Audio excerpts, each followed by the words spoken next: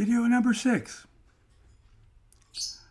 Well, welcome back to the America 2 video problem solving series. My name is John Shar still, and I will again be your host for this America 2 video session.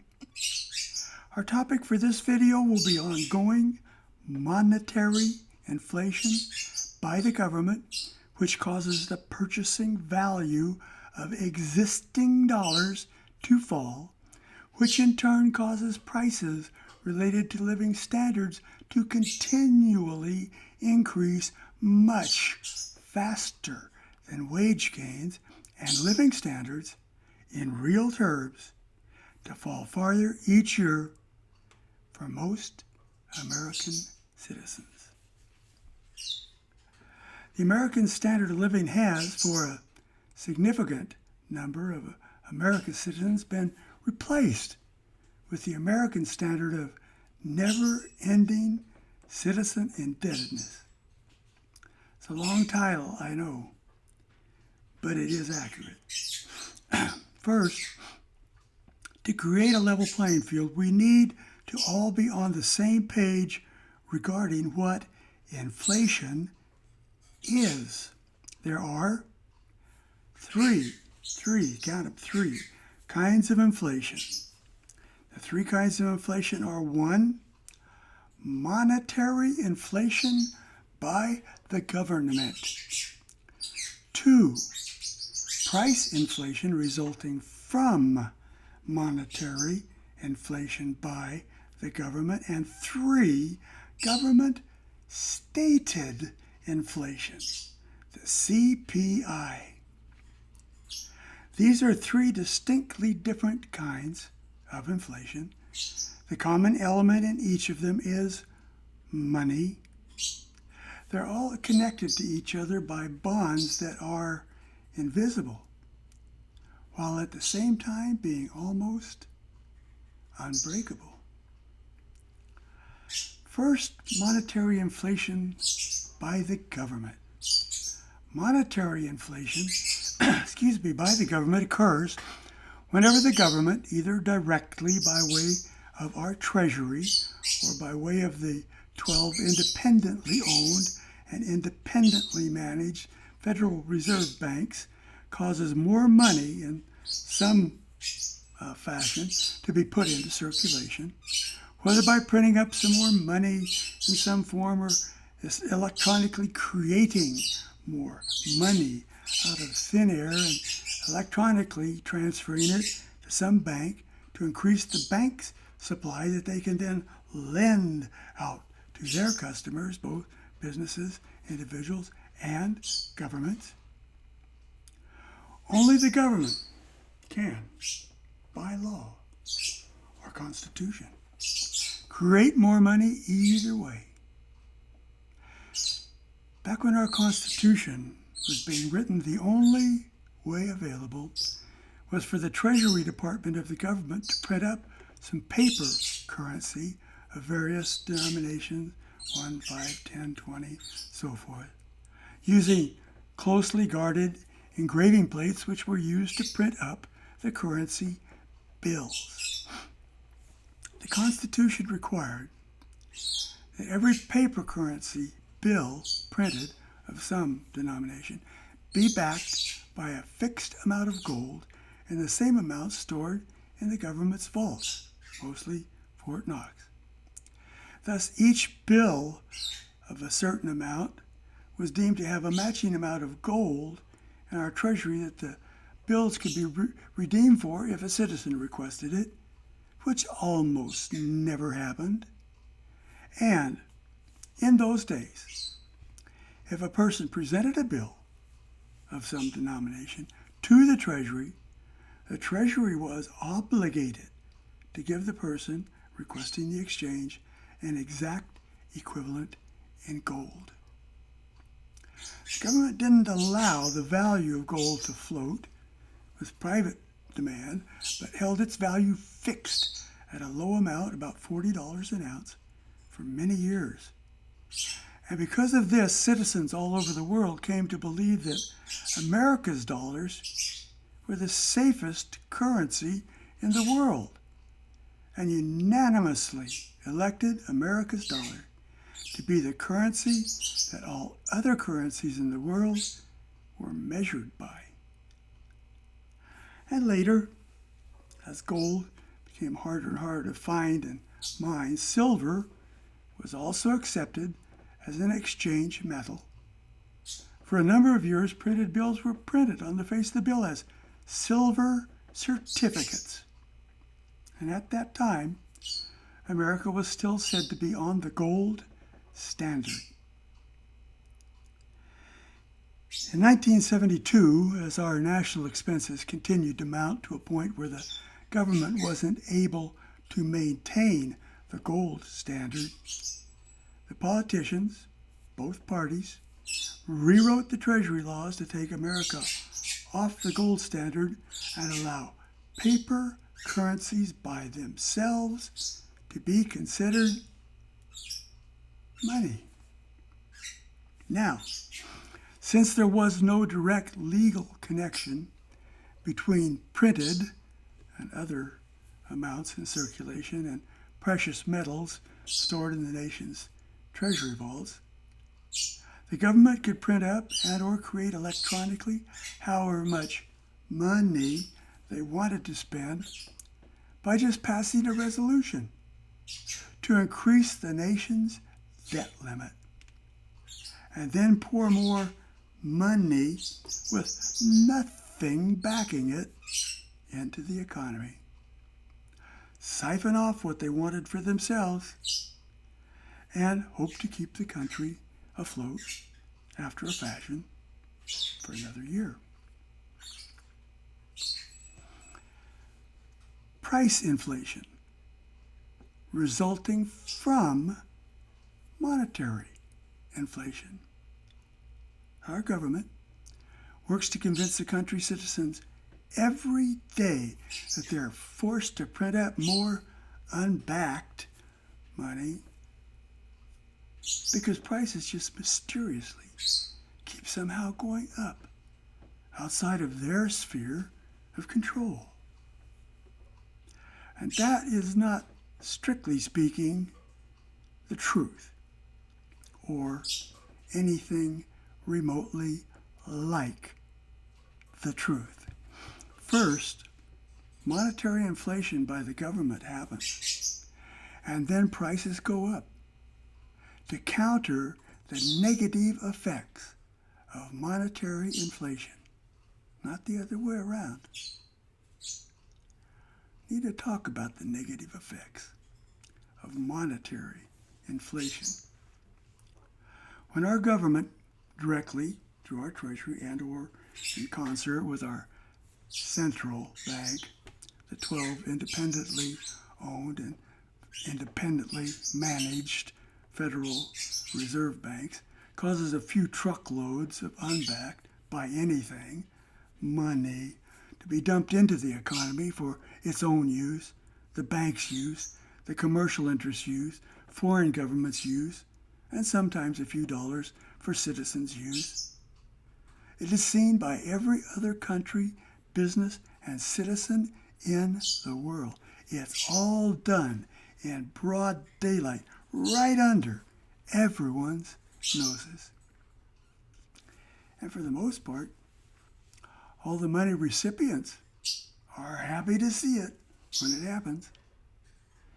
Even the ones that will in the end ultimately be hurt worst by its negative effects. The biggest recipients are the government, the commercial interests, the banks, some foreign governments, and some oligarchs, both American and foreign, who finance the campaigns of the elected officials. The first and almost instantaneous negative effect of monetary inflation is the immediate devaluation of all previously existing dollars. And everyone in the world holding dollars is negatively affected. For example, if the government says that inflation is 3%, it immediately causes every existing dollar in the world to be reduced in purchasing value to 97 cents.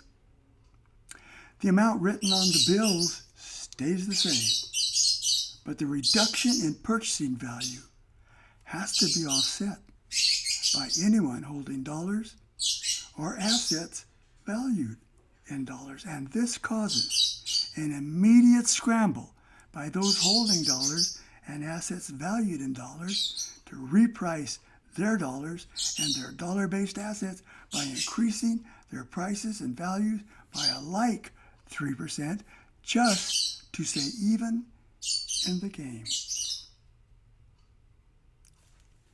The biggest recipients, like the government, the commercial interests, the commercial and Wall Street banks, the foreign governments, and the oligarchs who finance the campaigns of the elected officials, are not adversely affected by the falling values of their dollars because they can just raise their interest rates, taxes, and prices of their goods and services to make up the difference, no matter what the percentage, and then some. Most individuals, however, cannot automatically raise their incomes to match these price and tax increases when they occur, even if, and that's a big if, the government should tell the truth about what the inflation percent increase was. And, unfortunately, the government does not ever tell the whole truth about the cost of monetary inflation. The CPI is decidedly not a true indicator of what the inflation rate is over any period of time we might want to consider. Be more about that in our upcoming discussion of government-stated inflation. Over the past half-century, American workers have received about half as much in wage increases as prices for everything they had to pay for have gone up over the same period of time. What follows is a recap of a study done in 2005 relating to the disparity in wage increases and monetary inflation caused consumer price increases. And it's even worse now. First, ratios and comparisons. About 2005. A home, that in 1950 cost $12,000 today in 2005 costs about $180,000. That constitutes a 1,500% increase in dollars needed to purchase a typical 2 to 3 bedroom middle class home. A middle class family car cost about $1,800 in 1950, and a similar family car today, 2005, when this review happened, costs about $24,000, and that constitutes a 1,300% increase in dollars needed to purchase a family car. Gas in 1950 was 20 cents a gallon. Now it's over $2.50 a gallon. This is in 2005. An increase of 1,250%. A movie ticket in 1950 averaged 25 cents. Today, a movie ticket costs about $5 on the average, constituting a 2,000% increase. A loaf of bread, 1950, cost 14 cents. A loaf of bread today, 2005, costs about $2.60, representing an increase of about 1,800%. A pair of Levi's in 1950 cost $4. A pair of Levi's today costs an average of $35, an increase of 850%. A visit to the family doctor in 1950 averaged $6. A visit to a family doctor today, 2005, averages $60, representing a 1,000% increase. Shelter, food, transportation, medical attention, clothing, and entertainment represent over 75% of every family's basic expenses. The rest are made up of taxes, income taxes, Medicare taxes, Social Security taxes, state income taxes, God knows what all else. But the 75% is the part that you have to live with. The average middle-class manufacturing worker in the manufacturing heartland of the U.S. had a gross income of a bit less than $4,000 a year in 1950. The average middle-class production worker in the heartland had a gross income of slightly less than $27,000 a year in 2005. That represents a 570% increase in average production wage earner income on average between 1950 and 2005. Summing up, prices for the basics, food, shelter, transportation, clothing, medical expenses, entertainment, have gone up an average of a little more than 1,100% between 1950 and 2005, while average production wage earner income has gone up about 575% over the same period of time. Pausing for dramatic effect. Given this disparity between the rapidly rising cost of living and the much less rapid rise in average wages, it's readily apparent why the number of adults working outside the home went from 5 out of 10 to 9 out of 10 over the same period of time. A primary cause of the measurable decline in the standard of living for the majority of Americans has been occurring over the past 40 years' time, and which decline is accelerating, even as you are reading this, is the government's ongoing practice of inflating the nation's money supply. The government does this as a means of paying off bills that they have rung up, for which government income to the government from taxes of various kinds is not enough to cover.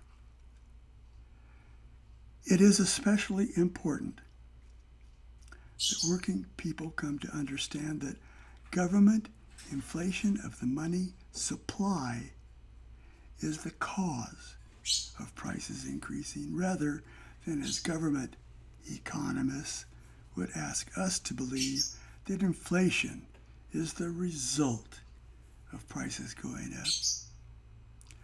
First, inflation of the money supply happens by the government, and then prices go up to offset the negative effects of inflating the money supply, not the other way around. And the difference between average income and average expenses has gotten greater in every area since 2005. For example, average home prices have increased from an average of $180,000 then to about $450,000 now. The national average is actually closer to $500,000, $500,000. That's an increase of approximately 250%. And average wages have not gone up anywhere near that. Has your after-tax income increased by 250% in the last 20 years?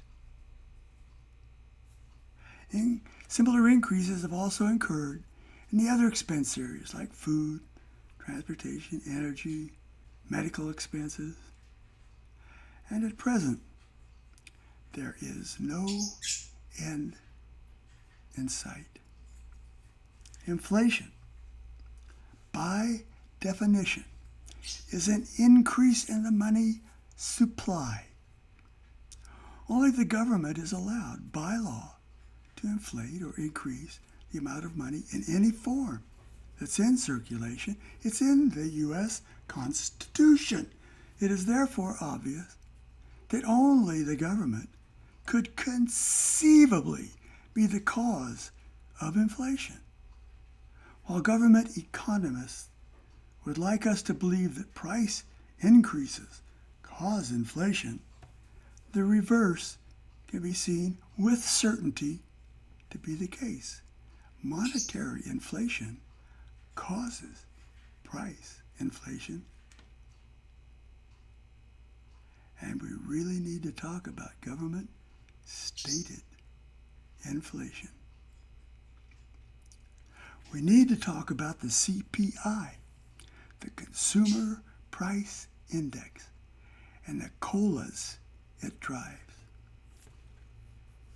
The Consumer Price Index is the tool the government uses to fix prices for medical care and retirement income, Medicare, Social Security, and most other government entitlement programs, from Vietnam veteran benefits to school lunches, unemployment payments, disability payments, payouts to citizens suffering the effects of natural disasters, amounts spent on defense, and so on. In these government-sponsored programs, the CPI is loosely translated to equate into COLAs, cost of living adjustments. Each year, as Congress goes through its motions attempting to manage the nation's economy, discussions are held arguing over whether some programs might not need a full COLA corresponding to the CPI for whatever reasons. These discussions as to how much each such government-sponsored program should receive in the way of an annual percentage increase are supposedly the elected officials' way of demonstrating to the citizens at large that they're attempting to be as frugal as possible to save us all from the pain of further tax increases. And in each instance, the guiding light is the CPI, the Consumer Price Index. Now, what exactly is the CPI? Well, there are several variations on the same thing that have been published over the years, but here is the official version, and the source is the Bureau of Labor Statistics. And this is on the internet. You can check it for yourself. You can go to the government programs and check the Bureau of Labor Statistics. You will find this information. The Bureau of Labor Statistics samples 80,000 prices monthly to calculate the CPI, Consumer Price Index, weighing the index for each product or service in proportion to its share of the recent consumer spending to calculate overall changes in prices. The calculation also factors in the substitution effect as consumers shift spending away from the products rising in price on a relative basis. The CPI also adjusts for changes in product quality and features. It isn't stated how they go about doing that. The numbers are provided with and without seasonal adjustments. And the categories by weight are food, 13.7%, energy of all kinds, 6.6%, and all the other items besides food and energy, 79.7%. You add them all up, and the total is 100%. Now, we need to talk about sleight of hand bookkeeping relating to the CPI. Most citizens take the CPI's basket of goods logic at face value and apply the percentage it represents to their incomes to see what the damage has been over the past year. They use it to compare to the wage increases they expect to receive from their employers. Their wage percent increase is compared to the government's stated CPI percent to estimate how much they might have to tighten or loosen their belts to get by in the upcoming year. If we look closer at the numbers and how they are compiled, some questions are definitely raised. The Bureau of Labor Statistics, who compiles the CPI, makes some assumptions going in. The first assumption is that more weight should be given to renters than to owners in terms of spending on housing and automobiles. More weight is given to spending on rentals and leasing as opposed to buying and owning. It isn't spelled out in the government's publications about spending in these areas, but it could logically be due to our economy being in the toilet for so long and a majority of citizens being priced out of the market when considering autos and homes. If so, it might be logical to slant things a bit towards the renting and leasing section as opposed to the buying and owning section. But it definitely distorts the overall picture by significantly understating the rising cost to almost half of America's citizens, regarding about half of every family's annual expenses, autos and homes. If the government is going to selectively put things in the basket at lower than average overall prices and price increases, they should reference the actual percentages for each category, buying versus renting. In case nobody noticed, rents have only gone up about 65% in the last 8 to 10 years, while home prices, if you're a buyer, more than doubled 250% in the same period of time.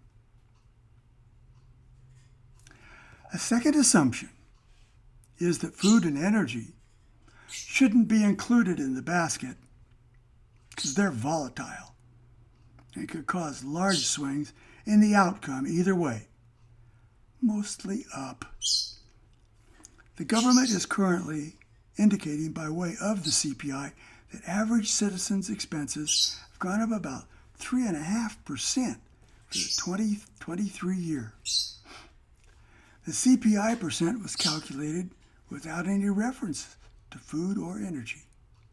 So according to the government's own figures, they're excluding 20.3% of the entire economy in their calculations when they exclude food and energy. Their reasoning: these are areas that can vary greatly in a short time and might distort the overall picture. By distort, they must mean show the totals in a more accurate and honest way at any point in time. Whoever taught these people logic should be fired. Regardless of when it happens, how long it lasts, and the degree of change when it happens, these two items, food and energy, either have to be accurately factored in or the entire CP calculation is useless for the purpose the government says it's compiling such a percentage. Dismissing 20+% of the entire national economy because you can't figure out how to factor it into your calculations accurately and still not embarrass the government begs the question. It begs the question as to where these economists learned their trade. The government says food represents 13.7% of the average person's total expenditures. Throughout our country today, food prices are increasing at a rate well over 10% of what they were a year ago. A huge and costly sampling method of poll isn't needed. Just ask anyone you run into in a supermarket anywhere in America. The missing element of food in the CPI calculations would then be 13% of the total spending, according to the government, times a 10% conservative actual annual increase in food prices, or 1.37% to be added to the CPI all by itself just for food.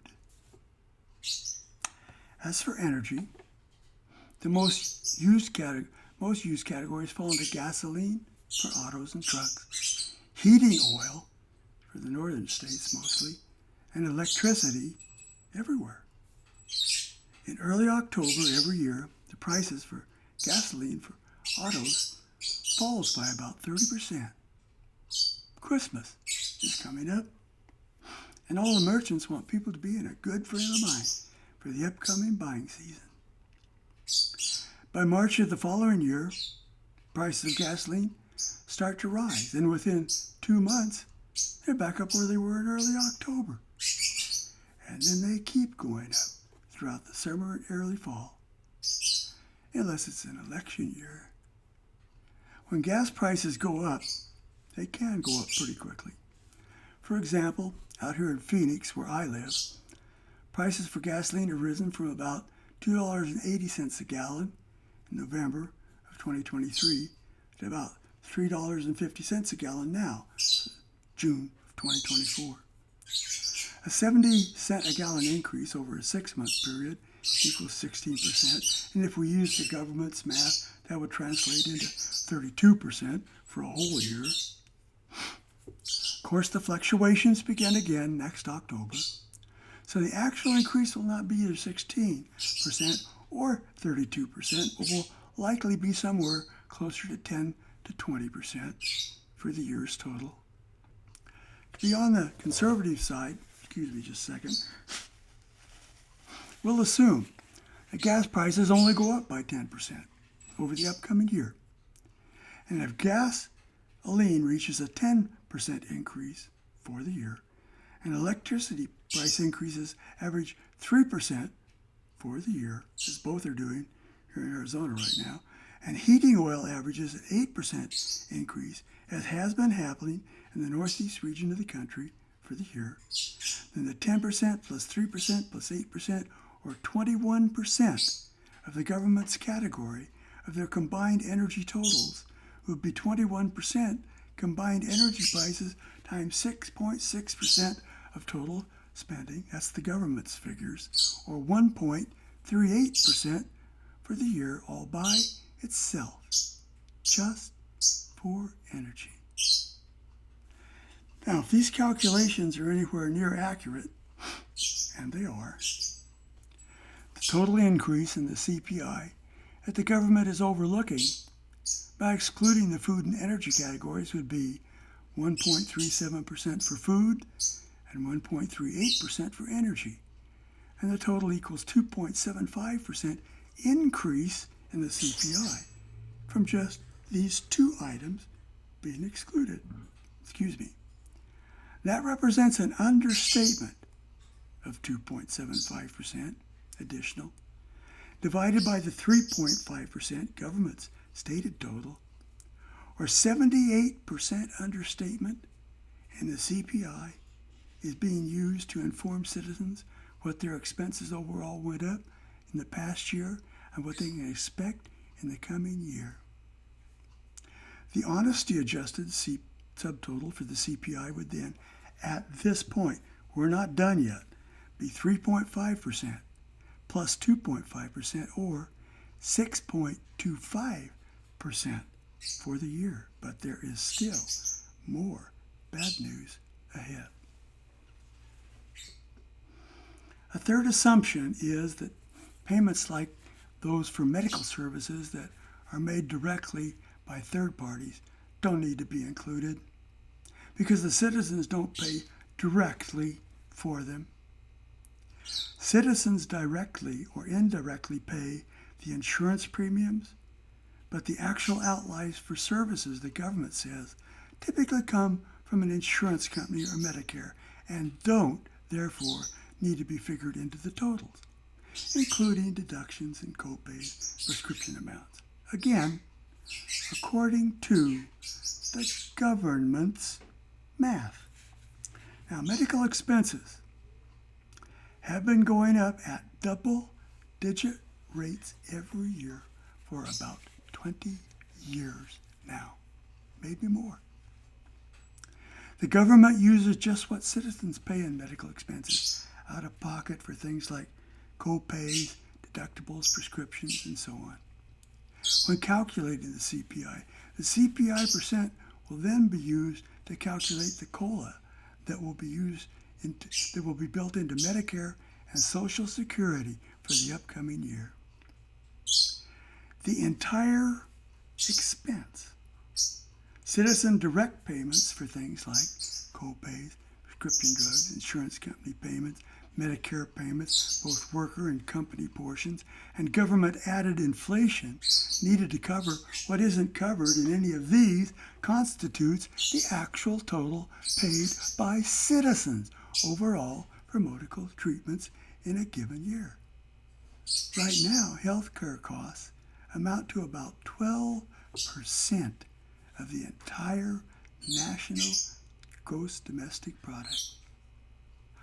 To consciously and purposely ignore another 12% of the GDP when planning on how to pay the nation's bill is unthinkable unless you're a politician seeking not to make waves in an election year, and all years are election years for professional politicians at every level. When these CPI-based adjustments, translated into COLAs for government entitled programs, aren't enough to cover expenses, the government simply expands the debt limit, prints up a couple trillion more dollars to cover them, goes on its merry way. The alternative would be to factor in the actual medical expenses from all sources and then raise Medicare contributions and or income taxes or some combination of these enough to cover the all-inclusive total. But that would probably cause a tax revolt and possibly a civil war, which the politicians would like to avoid until they're at least out of office and have moved to other safe haven countries with their plunder. So we don't factor these amounts into the CPI either. Citizens pay all of these hidden increases anyway, every penny, every time.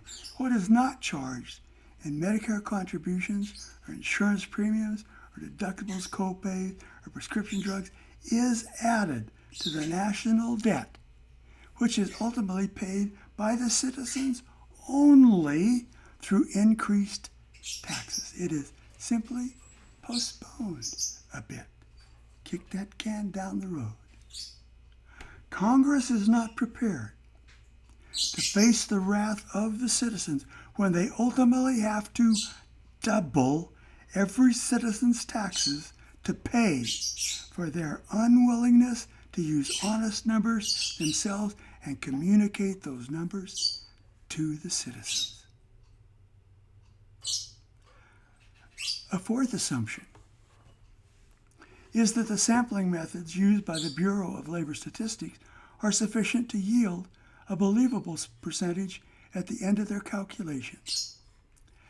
The Bureau of Labor Standards collects about 80,000 prices monthly from some 23,000 retail and service establishments and approximately another 50,000 people, mostly, but not all, renters and housing, about housing and automobile costs.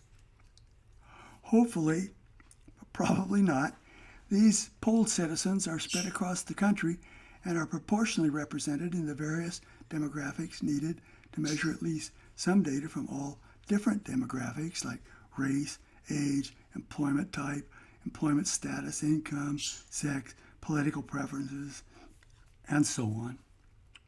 The combined polled numbers in the neighborhood of 73,000 citizens and businesses, certainly bigger than most polled samples. America's population is running about 360 million now, plus a few, 40 million to 80 million, and new residents that have recently immigrated in the last 40 years to America in search of a better life. Nobody, anywhere, knows how many people there are that comprise the new immigrants, but it's likely in the neighborhood of 50 million or more. Of course, the ones that are here illegally, do not get to vote, but they do still have to be fed, clothed, medically treated, and housed in some way. Remember those Nazi concentration camps from video number 3? Remember those? This all comes at an inconvenient time for America, due to there already being too few good jobs for those already here, and our resources, both the governments and the individuals, already pretty much strained to the max. But anyway, the topic is insufficiency of sampling methods used by the government construct the CPI. The CPI polls gather data from 73,000 citizens, mostly renters and service businesses. Hopefully, most of the 73,000 are voting age and are intelligent, just want to help. If so, they represent about 73 polled citizens divided by 300 million citizens overall, or about 2/10,000ths of 1% of the citizens overall. If we exclude the very young, the very old, the mentally challenged, the sick, the incarcerated, and the illegals. When you see poll numbers now on TV or on the internet relating to a political poll or example, they always tack on some probability ranges so that the viewer will feel comfortable with the results of the poll. For example, the poll may be of 2,000 individuals on some question, and the result at the end will state that the poll has a reliability factor of plus or minus, for example, 2%. If the plus and minus percents represent 2,000 people in a single congressional district in one state, they would represent one thing. If the plus or minus percents represent 2,000 people in an entire state, they would represent something else. And if the plus or minus percents represented 2,000 people in an entire country, they would mean something else again. And like all polls, the determining accuracy depends almost entirely on the makeup, the demographics of the people and businesses being polled, like ages, political preferences, sex, employment status, religion, annual income levels, occupations, and so on. In any, and I do mean any, set of circumstances, anything less than a 10% population sample will usually lead to a highly questionable result. 2/10,000ths of 1%. The population percent used by the Bureau of Labor statistics to compute the CPI, is decidedly not an adequate sample to determine something like the CPI percent that will be used to shape the entire economy of America. The fifth assumption, there's a fifth assumption, is that citizens will compare the basket percent increases to increases in their gross incomes each year. This at first seems a logical conclusion, right? After all, we'd be comparing total gross incomes and expenses to total gross increases in income. What could be more logical? Well, what would be more logical would be to compare total expected increases in expenses to total net spendable income. The government gets to spend every cent of its gross income. Almost none of us get to spend everything that makes up our gross income. Before we ever see a dime, there are deductions taken out for federal income taxes, state income taxes in most states, employee and company contributions to medical insurance, both Medicare and private kinds, life insurance, retirement insurance, Social Security, both worker and company contributions, possibly also a 401k if you're rich enough, and any deductions for workman's comp, possibly disability insurance, vision insurance, dental insurance too. What is left over after all the deductions is what gets put in your checking account for you to spend on food and necessities. And that amount is what your CPI percent and amount needs to be compared to. The government doesn't ever have an after-tax net amount to spend. They have everything that comes in. You don't get to do that. If, for example, you're one of the lucky ones, still have your head above water, make, say, $100,000 a year gross, and the government's CPI percent, say 3%, is applied to the gross income of $100,000. The CPI, basket of goods percent, would be $3,000 divided by $100,000 gross income for the government, or 3%, just like the government said.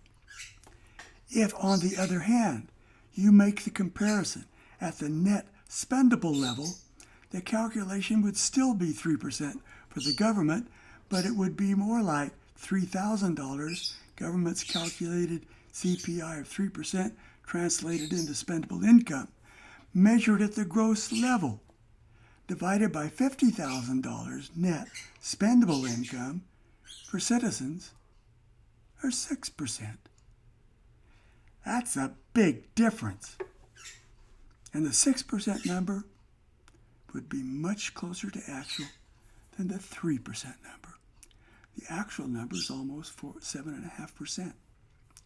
When we include medical expense understatements, because the government doesn't count third-party payments as expenses, even though all are paid by individual citizens at the start by paying the money into the insurance company or Medicare, and at the end when Medicare or the insurance company pay it out. The actual percent, when just food and energy were added in, was 6.25%. And if we also factor in a 10% annual increase for not counted medical expenses that are running 12% plus of the total GDP, the overall CDP percent comes to 6.25% after adding food and energy, and another 1.2% for medical expenses. And an overall total of the CPI is 7.45%. And understand this, if you only get a 3% increase in wages, and that 3% increase will be called on to pay for 7.45% more in expenses, you will automatically lose 4.45% a year in living standards every year. And if you do that for 12 years, you will have lost over half of your original living standard in real terms. In real terms. In the economy our government has created, the alternative is to borrow more to keep up with the cost of inflation every year. And the interest you pay for a long period of time on the borrowed money leaves even less spendable income every month and every year. It's a very vicious cycle. And in a nutshell, that's what's happened to the American economy for the average citizen for each of the last 40 to 50 years. The bad news. The bad news is that, as you have seen, the actual CPI is, due to exclusions of more than 32% of the GDP by the Bureau of Labor Statistics methodology when calculating the CPI percent, underfunding most government programs by almost 50% every year, and has been doing that for more than 4 decades. America's government has been knowingly underfunding citizen entitlements like Social Security, Medicare, and essential programs like infrastructure and defense, and a host of others as well, for more than 4 decades. And they will, if nothing changes, continue to do it going forward until these programs become unsustainable and have to be abandoned.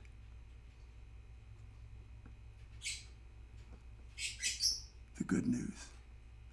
The key, going back, this is the good news portion. The key, going back to all the problem discussions before this one, is to grow the economy faster than we grow the population needing sustenance.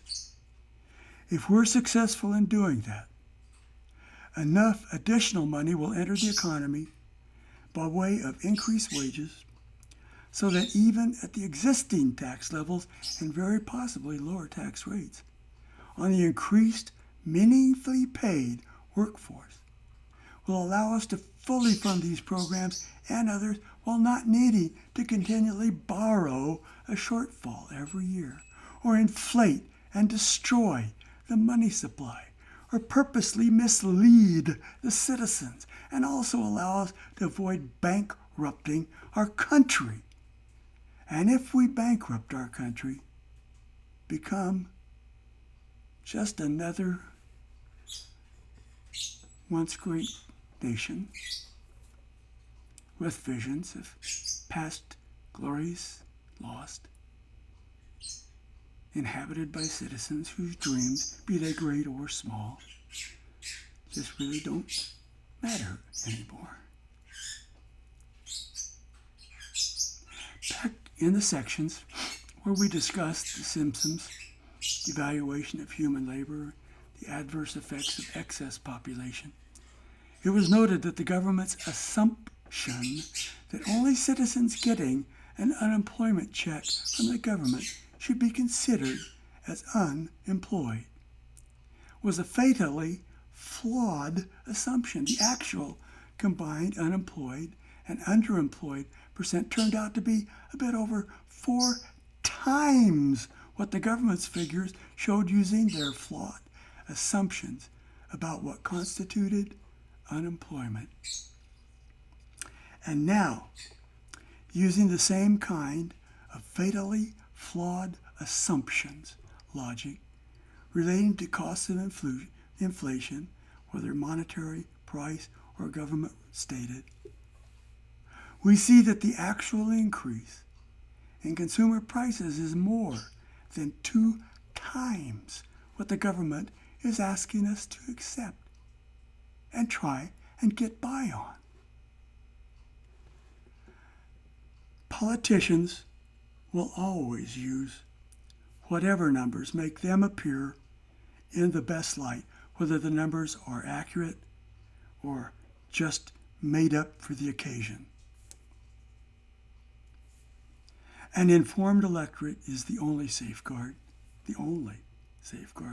we as citizens have to make sure that the politicians are not leading us down a primrose path, so to speak.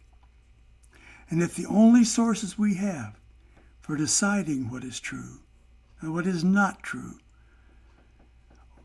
are to follow the politicians around like so many lapdogs, the media, who follow the politicians around like so many lapdogs, picking up the tidbits the politicians drop.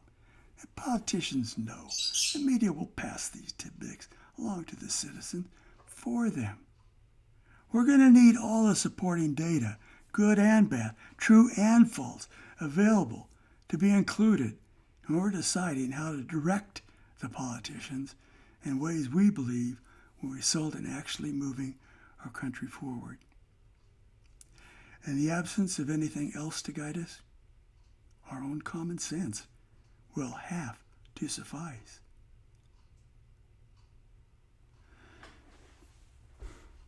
Well, that's about it for this video. Next up in the series, video 7, will be a discussion about the changes in our society that have come about due to American national pride and American national companies being replaced by multinational companies with corporate headquarters and majority ownership outside the borders of the United States, and therefore outside the jurisdiction of America's government. Thanks for looking in. Thanks for listening. And thanks for caring about our country.